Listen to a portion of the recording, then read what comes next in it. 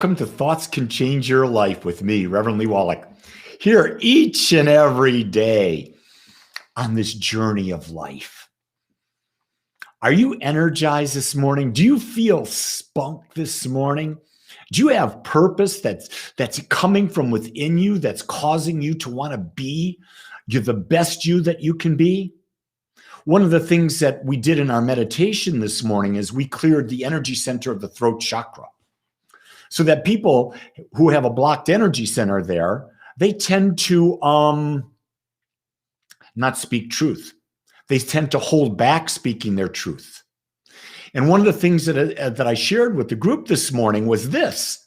Not only is it about speaking your truth, but it's about knowing when to be quiet and not speak. Because sometimes being quiet and not speaking is the best speech you can do. Because if you're quiet, guess what? You might listen a little bit better. You might hear clearly. You might realize that there's no way anything you can say is going to penetrate that other person's perspective. So don't say it. It's not worth your time. It's not worth your effort. So today I wanted to talk about what I consider the most meaningful thing. And that to me is interpersonal relationships and the connection that we have with interpersonal relationships. So I see Ian is out there. Richard is out there. Good to see you guys. Thank you for checking in with me this morning. Here's where you want to start. What kind of interpersonal relationship do you have with yourself? Do you have a relationship with yourself where you like you? You literally like yourself? You like who you are? You like the person you've become, do you like the person you're creating? Do you enjoy spending time with yourself? Or are you one of those people that has to hide and be distracted? Use social media, do anything you possibly can not to have alone time where you're focusing on being with you. Being with you is one of the greatest things that you can do in your life because it's the only point of consciousness that you're with all the time. So if you can't be with you and you can't have an interpersonal relationship with yourself and your higher self, how can you possibly have a relationship with someone else? Good question. Because our interpersonal relationship that we have with ourselves radiates out in our relationships outside of ourselves with other people in the planet. So when I'm struggling with someone else, I'm struggling in a relationship with someone else, I go within and say, hey, what's going on in me? I'd always go within first and say, what's going on with me? And then what I do is I say, okay, here's where I'm at. Maybe that person is just not a vibrational match to me. And that's okay.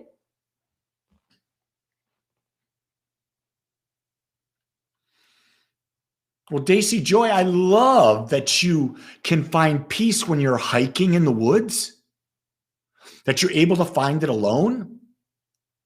But the key is taking that inner peace you find when you're hiking and bringing it into your everyday life. Realizing it's your mind's perspective that's not allowing you to have peace when you're not in the woods and hiking. I get what you're saying. I love being in the woods. I love being in nature. I love being in the mountains. I love being in the Himalayas. I love that. And I feel such a sense of connection and freedom. But I also know is that you don't have to be any place to have that. You can do that wherever you are. This whole idea that some places are more sacred than others, that's not true. Every place is sacred. It's all a matter of your perspective. There's Nikki out there. It's hard to keep up with me, but meditation balances constant motion. Yeah, Nikki's one of those beautiful people who loves to be active. Renee says, I love being at the ocean. I love it too. Probably one of my favorite places on the planet is Maui. Because every morning when I would see, you may not know this about me, but my parents retired in Maui in 1980. And so I would go to Maui at probably twice a year. I did that until about 3.5 years ago when my father died. So I've been to Maui, God knows, 50, 60 times. And the thing that I love about Maui is every morning I wake up, I walk on the beach for 2 hours. And while I'm walking on the beach, not only is the ocean moving in and out, and there's nothing more calming than listening to the surf, but also when I'm looking on my right as I'm going and on my left as I'm going and right on as I'm coming back, I was looking over Haleakala, the big, large volcano on the west side of the island. And so there I am with the mountain, and there I am with the ocean. I'm with the sunshine. I'm with the surf. I'm barefoot, and I've got the sand against my feet. That's grounding. I had in Maui, for whatever the reason, for me, I had that interpersonal connection with the planet, with Mother Earth. And that's a special thing too. You see, we think that interpersonal connection is only with other people. Well, first off, it starts with the connection with yourself. Then realizing that you are a point of consciousness. You are the small I am. Then through meditation, you build an interpersonal connection with the greater. And then you build a connection with all the other points of consciousness that are out there, which everyone else is. And you really develop that connection with those who are vibrating at a frequency that you're vibrating at. So there is a common ground to vibrate with. And at the same time, build a connection with the planet, with nature. I think we've gotten so technologically involved that we've forgotten Mother Earth. Here I am. I live in Highland Village, Texas, north of Dallas. I've got a beautiful home. I'm financially very comfortable. And yet I am cutting my own yard. Every week, I spend an hour and a half trimming, edging, cutting my yard. And a lot of people say, well, you could be doing other things with that time. You could be doing more. You could be talking to more people. But what they don't understand is that when I'm working in my yard, I'm connecting with nature. It's not like here in Dallas, I'm able to go to the ocean. I've consciously chosen to live here. This is my home base. This is where I do my work from, and I love it here. I've created a beautiful home that I feel very, very comfortable in. I'm in my studio right now. How many people have a studio in their home? I love this studio because you know what the studio represents? It represents my ability to connect with the world. And so I know I've got people all over the United States. My friend Keshav just checked in. So I've got India in the house right now. So, I mean, look at that. We've gone all the way to the other side of the planet. And I know that I've got people that are in Lebanon and Saudi Arabia that listen. I know I've got people in Europe that are listening, Australia that are listening. Isn't that just incredible? So we are building an interpersonal connection here. At least I feel I am, because my throat chakra is open. I'm speaking what I believe to be truth. Kimmy says you look handsome today. Kimmy, what was wrong with yesterday? What Kimmy is noticing, and I notice this too, is that my energy today is very high. I'm really pumped up today. And yesterday, my energy was a bit lower. I know that. I was very aware of it.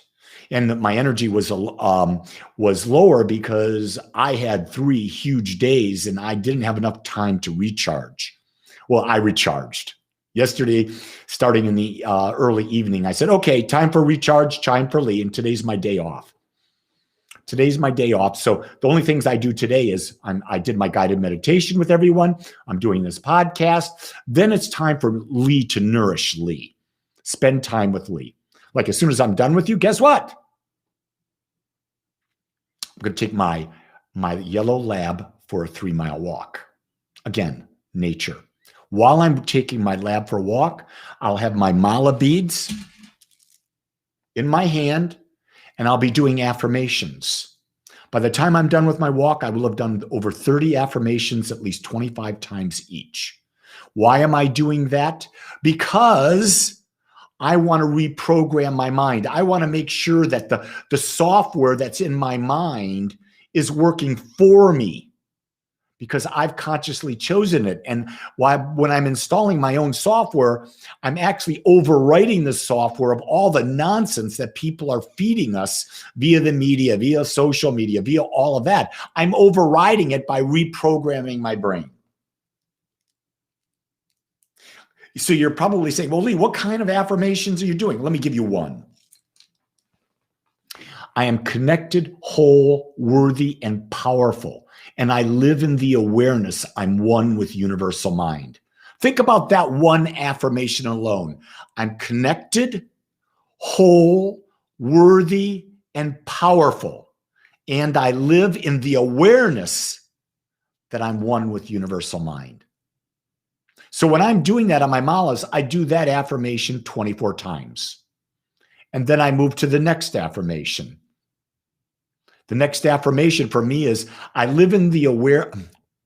I now allow infinite wisdom to open my heart and guide and direct my every thought, word, and action. Oh, and you're saying, what's next? I consciously create and experience a lavish, healthy, and abundant life. So I've got 30 of those. I do them 24 times each. So what's that? 30 times 24? That's probably 700 and some affirmations. So that 700 thoughts that I've programmed in my mind, and rest assured, realize that today I'll have what, 60,000 thoughts is what they say on average. So I'm not even 60,000 thoughts. 1% of the thoughts I will have consciously chosen. So I'm going to share this with you. If you would like a list of my top 25 affirmations, send me an email. Nikki says, why 24 times? Because the mala beads, the Rudraksha seeds, these are Rudraksha seeds I got from India. The bracelet, it's a bracelet that I wear on my wrist, has 24 beads. That's why it fits my wrist at 24 beads. Nothing more than that. I could take my mala beads that go, 108 and do it, but I want to get all 30 affirmations in, and I have to maximize my time. And I speak them, Keshav. I don't listen. I speak and I listen, because when you speak something as opposed to just listen, that's a different thing. Renee, no, send me an email. rev.leewolak, W-O-L-A-K @gmail. rev.leewolak @gmail. So Wendy, you did miss class, you bad little girl. Let me spank you on that. Wendy, read through chapter 2. You want to have read in your book through chapter 2, which would be on the second step of spiritual mind treatment. And then we can, then you won't feel so lost when you come back, okay?